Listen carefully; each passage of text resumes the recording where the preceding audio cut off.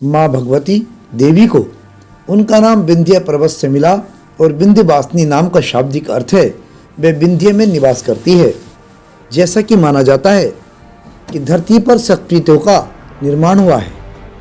जहाँ सती के शरीर के अंगिरे थे उन्हीं में शक्तिपीठें बनी हैं, लेकिन विंध्याचल वह स्थान और शक्तिपीठ है जहाँ देवी ने अपने जन्म के बाद निवास करने के लिए उस स्थान को चुना था। श्रीमद् भागवत पुराण की कथा के अनुसार देवकी के 8वें गर्भ से जन्मे श्री कृष्ण को वसुदेव जी ने कंस से बचाने के लिए रातों रात यमुना नदी को पार कर गोकुल में नंद जी के घर पहुंचा दिया था तथा वहां यशोदा के गर्भ से पुत्री के रूप में जन्मी आदि पराशक्ति योगमाया को चुपचाप वे मथुरा लेकर जेल में वापस आ गए थे।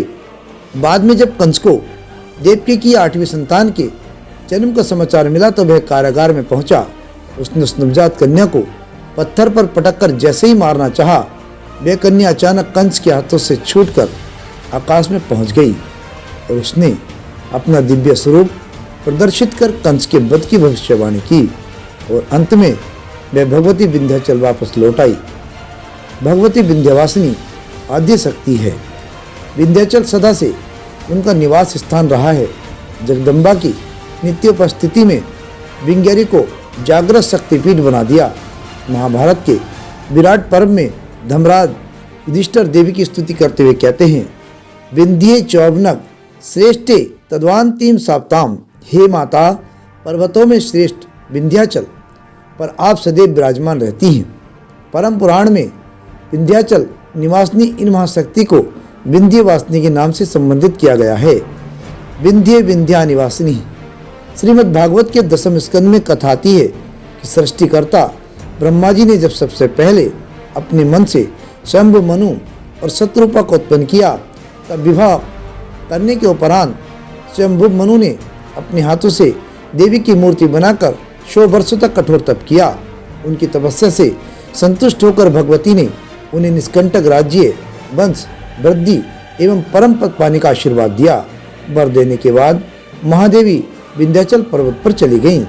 इससे यह स्पष्ट होता है कि सृष्टि के प्रारंभ से ही विंध्यवासिनी की पूजा होती रही है। सृष्टि का विस्तार उनके ही सुभाषित से हुआ।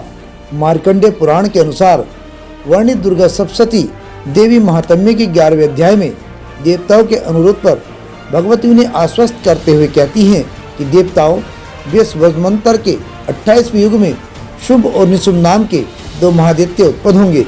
तब मैं नंदगोप के घर में उनकी पत्नी यशोदा के गर्भ से अवतीर्ण होंगी और विंध्याचल में जाकर रहूंगी।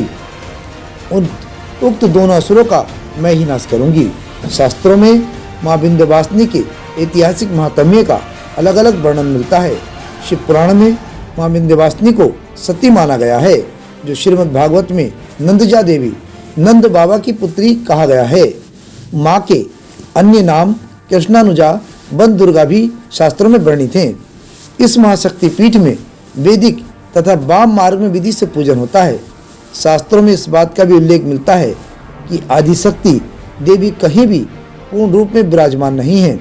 विंध्याचल ही ऐसा स्थान है जहाँ देवी के पूरे विग्रह के दर्शन होते हैं। शास्त्रों के अनुसार अन्य शक्ति पीठों में देवी के अलग अलग अंगों की प्रतीक रूप में पूजा होती है। संभवतः पूर्व काल में विंध्य क्षेत्र में घना जंगल होने के कारण ही भगवती विंध्यवासिनी का वन दुर्गा नाम पड़ा। वन को संस्कृत में अरण्य कहा जाता है। इसी कारण ज्येष्ठ मास के शुक्ल पक्ष की षष्ठी विंध्यवासिनी महापूजा की पावन तिथि होने से अरण्य षष्ठी के नाम से विख्यात हो जाती है।